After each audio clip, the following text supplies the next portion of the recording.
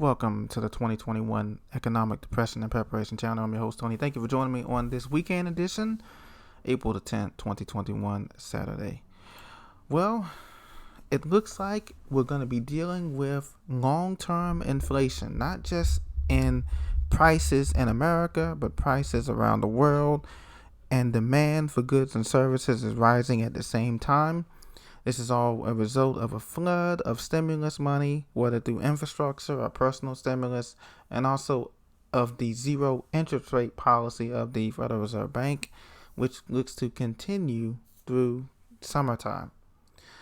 The U.S. producer prices surged in March. This is a report. The producer prices increased more than expected in March. This is resulting in the largest annual gain in 9.5 years, fitting in with expectations for higher inflation as the economy reopens amid an improved public health crisis management system and massive government funding. So now we have a situation where we have massive government spending, massive government debt, and you know that this cannot end well. The Producer Price Index, or the PPI, for final demand jumped up 1% last month after increasing 0.05% in February, the Labor Department said on Friday. In the 12 months through March, the PPI surged up to 4.2%. That was the biggest year-on-year rise since September the 11th, 2011, following a 2.8% advance in February. Economists have called the forecast increasing by 0.05% in March and jumping to 3.8% year over year. It's interesting to note that this report was delayed after the Bureau of Labor Statistics website crashed as so many people were indexing this percentages here. So you can see there's much concern now that if the Federal Reserve Bank cannot hold back inflation from reaching historic levels this year and next year, so let's say inflation gets to 4 or 5% this year, that means that the Federal Reserve Bank would have to raise interest rates sooner than expected. Now, currently, they're expecting to raise those rates in 2023, as well as pull back on the $120 billion of Treasury bond purchases. But if there's a black swan event, once again, ladies and gentlemen, which I believe there will be before 2023, that means in 2022, first thing coming up in January, rates are going to go, the Federal Reserve is going to have no choice but to raise interest rates above zero, possibly as high as 4%. To try to control this inflation that's going to be running away as a result of the bull markets that's going on with the stock market, the crypto market, and other markets as well. So Kiplinger's inflation forecast. Let's take a look at it by Kiplinger, kiplinger.com. It says gasoline prices are still in the driver's seat here. So around the world, gasoline prices are increasing. Gasoline prices jumped 6.6% February and drove overall prices up 0.04% for the month. Gasoline prices are heading up, of course, last month in March, and then this month in April is going to level off before heading up in May and June for the summertime surge with airfare, airlines, and cruise ships getting back online in some of these places and other things as well. Used car prices, however, dropped for the fourth month in a row. They had surged during the pandemic because of shortages of new cars and strong demand.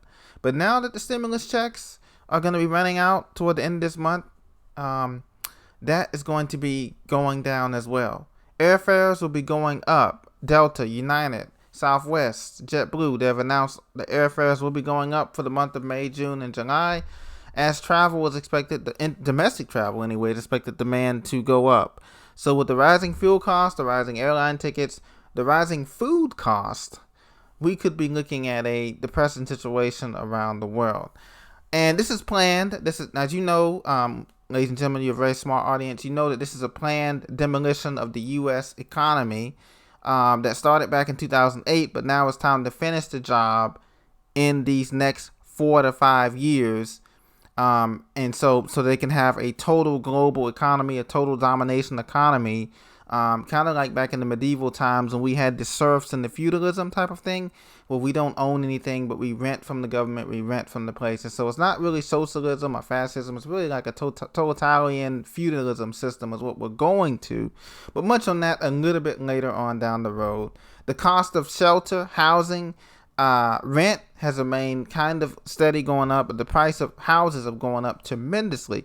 Expect overall prices to rise 2.5% in 2021, as they consider the pandemic to be receding, the peak of the pandemic to receding. We don't know that because the vaccines are having trouble right now. As you know, Johnson & Johnson vaccine, a couple people had adverse side effects of that, and as you know, the other vaccine,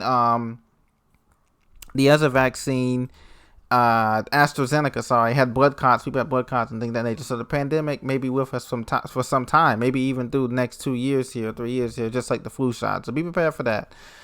So how much higher can this bull market go? Well, Venezuela's market topped 50,000. Right now, the Dow Jones is heading toward 35,000, and it looks as if they can only squeeze so much more blood out of this turnip. And I believe that the correction of at least 30 to 40% on the Dow Jones is coming, probably just before Christmas time of this year. That is my prediction. Between Thanksgiving and Christmas time this year, this Dow Jones will experience a big correction. Now, will it be a total crash? That's still up in the air. But it will be a correction this year. And then next year, they're going to have to raise interest rates because of what's going on in this economy with the treasury notes and with the debt, the federal deficit. National debt is going to hit $30 trillion by the end of this year easily if they get that infrastructure bill passed. And then we have the border crisis that all of these people are coming in, working these black market jobs and underhanded jobs and getting paid and taking out money out the system, the United States system.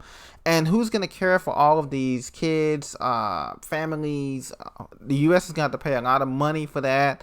And that's going to be the least of their worries because there's no social distancing down there on the border. There's no people taking care of the family situations, the social worker situations, the kids that are there without their parents. That's going to be another crisis that's going to break the budgets of Homeland Security and other agencies as well that a lot of people in the news is not talking about. They're just saying that, oh, it's going to be okay. We're going to pay for everything, but money doesn't grow on trees. So that's going to be another situation. So we expect the prices to continue to rise until later on this summer. And this is especially going to be augmented by the fact that, ladies and gentlemen, we are not going to get another stimulus check as well throughout the end of this year.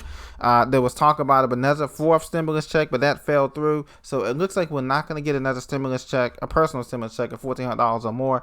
That's not coming due to the focus on the infrastructure bill. And so that's going to also further depress the U.S. economy. So continue to prepare, continue to buy the things that you can buy right now because the supply shortage is real, whether it's intentional, like they did in the Suez Canal, the boat intentionally ground itself so they can shut down supplies.